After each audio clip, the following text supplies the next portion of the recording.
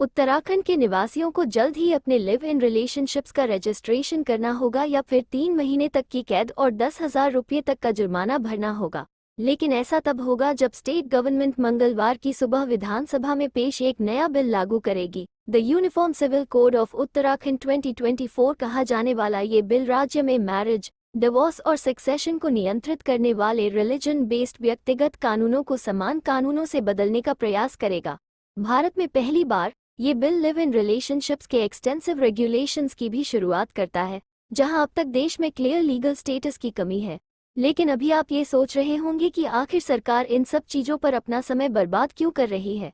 इसके पीछे का मुख्य कारण है हाल फिलहाल में बढ़ रहे लिव इन रिलेशनशिप अपराध, जिसे मद्देनजर रखते हुए बिल में कहा गया है कि उत्तराखंड के भीतर लिव इन रिलेशनशिप में रहने वाले सभी व्यक्तियों के साथ साथ अस्थायी रूप से बाहर रहने वाले राज्य के सभी निवासियों को राज्य सरकार द्वारा इस उद्देश्य के लिए नियुक्त रजिस्ट्रार को statement of live in relationship देना होगा।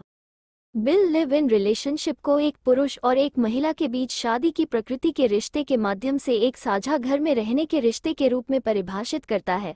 बिल में ये कहीं भी स्पष्ट नहीं है कि विवाह की प्रकृति के संबंध का क्या अर्थ है।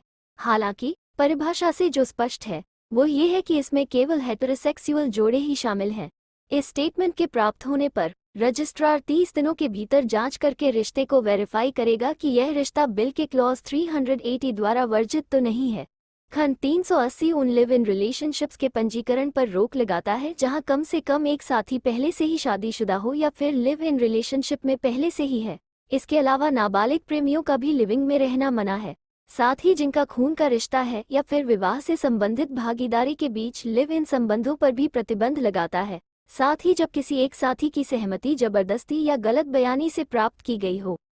जांच के निष्कर्ष पर यदि रजिस्ट्रार लिव इन रिलेशनशिप की वैधता के बारे में संतुष्ट है तो वे लिव इन रिलेशनशिप को पंजीकृत कर सकते हैं और जोड़ी को पंजीकरण प्रमाण पत्र जारी कर सकते हैं।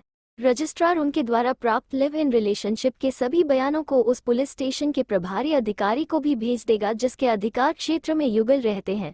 इसके अतिरिक्त यदि दोनों में से कोई भी साथी 21 वर्ष से कम उम्र का है तो रजिस्ट्रार रिश्ते के बारे में साथी के माता पिता या अभिभावकों को सूचित करेगा। अगर लिव इन रिलेशनशिप में रहने वाले पार्टनर्स में से कोई एक या दोनों इसे खत्म कर देते हैं तो उन्हें इसकी जानकारी रजिस्ट्रार को देनी होगी। 21 वर्ष से कम उम्र के साझेदारों के मामले में रजिस्ट्रार उनके माता पिता या अभिभावकों को भी समाप्ति की सूचना देगा, जिस पर women's rights lawyer Flavia igneous ने कहा कि प्रावधान लिव इन संबंधों को विवाह की तरह औपचारिक बनाकर उनके उद्देश्य को विफल कर रहा है। उन्होंने कहा, लिव इन रिश्तों को रिजिड एंड बाइंडिंग फुल नहीं माना जाता। मुझे नहीं लगता कपल्स अपने रिश्तों को पंजीकृत कराना चाहेंगे। ये लिव इन रिलेशनशिप के गठन पर स्पष्टता की कमी के साथ मिलकर एक दूसरे के साथ रहने वाले किसी भी पुरुष और महिला के उत्पीड़न का कारण बन सकता है, क्योंकि इस बिल में कहीं भी चीजों को स्पष्ट रूप से नहीं बताया गया है। कई जगह पर जहां कुछ गलत होने की संभावना हो सकती है वहां इससे संबंधित काफी सारे लूप होल्स हैं, जैसे कि जो कपल्स रिलेशनशिप में प्रवेश करने के 1 महीने के भीतर अपने लिव इन रिलेशनशिप के पंजीकरण के लिए आवेदन नहीं करते हैं तो उन्हें 3 महीने तक की कैद या 10,000 रुपये तक का जुर्माना या दोनों की आपराधिक सजा का सामना करना पड़ेगा। बिल में यह निर्दिष्ट नहीं किया गया है कि राज्य या यहाँ तक कि जोड़े को लिव इन रिलेशनशिप की शुरुआत की तारीख कैसे निर्धारित करनी है। भविष्य में इसी प्रकार की वीडियो देखने के लिए हमारे चैनल को सब्सक्राइब करना ना भूलें। धन्यवाद।